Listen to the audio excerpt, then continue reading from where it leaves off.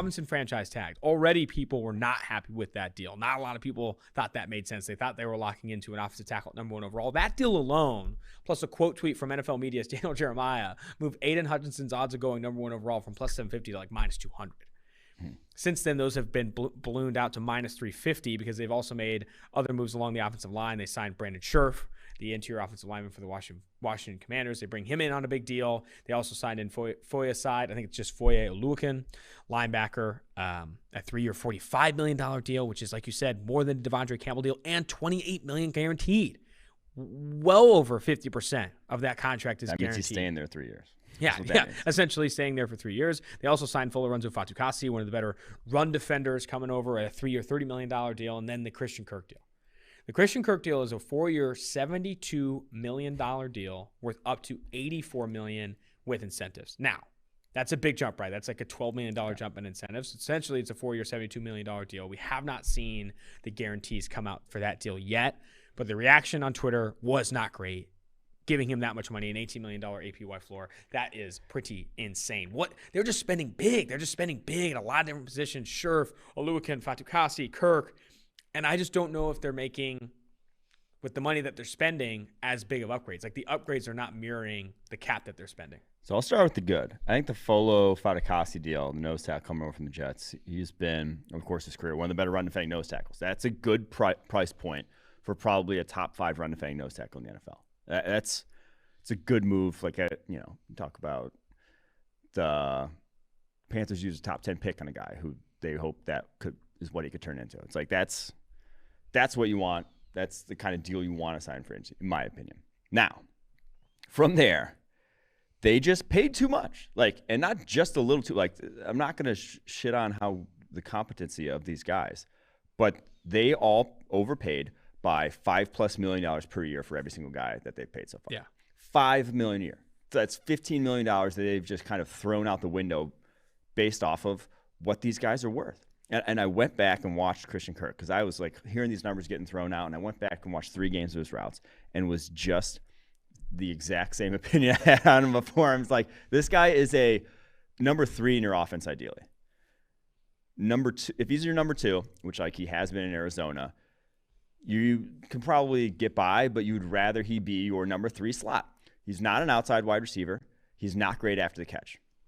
He has good ball skills, not great. He doesn't have a plus trait, in my opinion. He's got a little more speed than your average probably slot wide receiver, but on the open market, he's probably like what I would pay for him, somewhere in the neighborhood of $8 to $9 million a year. Because, like I said, I would want him to be my wife. Ideally, if I have Trevor Lawrence and I want to win a Super Bowl and I want a high-powered offense, he should be my number 3. With what you're paying him, there's no way in hell he is going to be your number 3. And so that's like the problem here, is you're caking through all your cap space to go 8 and 9 next year. And it's like you can cap space rolls over. You always have it. You don't need, just because you don't have players right now doesn't mean you can't go get them in the future. It doesn't mean there's other avenues like trading a 4th rounder for Amari Cooper. So to me, they just, like I said, overpaid for a lot of guys. Yeah, they got better, but they blew through a ton of cap space for guys who are going to make a modicum of impact in 2022. The Christian Kirk deal, especially when juxtaposed or compared to the Amari Cooper potential trade scenario, makes it look that much worse. I would so much rather have Amari Cooper and one less 5th round pick and the money that you give to him than you would Christian Kirk. Like, that's just a fact right now. What this also does to Laviska Shenault in the development era, I think, is another absurd piece of it. Like, Laviska Shenault Jr. was supposed to be your slot. Now you're going to have Christian Kirk paying in the slot. But with them paying that much money, are they going to put him back on the outside? Like, I you almost have to, right? Like, that's what you're thinking. You're not like he'd be the far and away the highest paid slot receiver I can remember. Like, no one gets that kind of dough. So this past year he played on the outside or inside. He averaged 1.8 yards per route run from the slot, which is top 10 among slot receivers last year. I think it was tied for 7th. So like you start to talk yourself into him playing in the slot in the NFL or for your team. But if you move him back to the outside, he averaged 1.11 yards per route run on the outside of the first 2 years with Arizona, and that was not good. That's really bad. That's like bottom 15 among outside receivers. So I think they're going to play him in the slot, and if you do that and you force Laviska Shenault Jr. to play him on the outside, that's just not what the role that you're supposed to be playing to win. It's an interesting decision from Jacksonville. And the last point here, before you should move on to someone else, is the Jaguars just saw how paying a guard in free agency, and we didn't even have the apparently the Brandon Scherff deal on because they were supposed to be signing him, but the numbers haven't come out yet.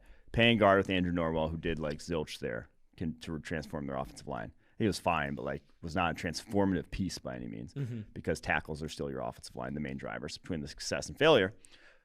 And paying a linebacker in Joe Schobert that they tried to get rid of like immediately after they signed him. And they go out and do the exact same thing again with Brandon Scherff and Boyo Lucan. Man, I'm interested to see how it happens. Now, I agree. I like the Fatu Kasi deal. I don't love the Cam Robinson decision. I think there's a good chance. I don't know what the Scherff deal is going to come out to, but there is a good chance it could come to the same amount that the Bengals are paying Karras and Kappa combined, right? Yeah. They're going to pay him $19 million next year. Essentially, if Scherff gets into that like 16 to 18 range, it's going to be very close. Jacksonville Jaguars continue to befuddle me.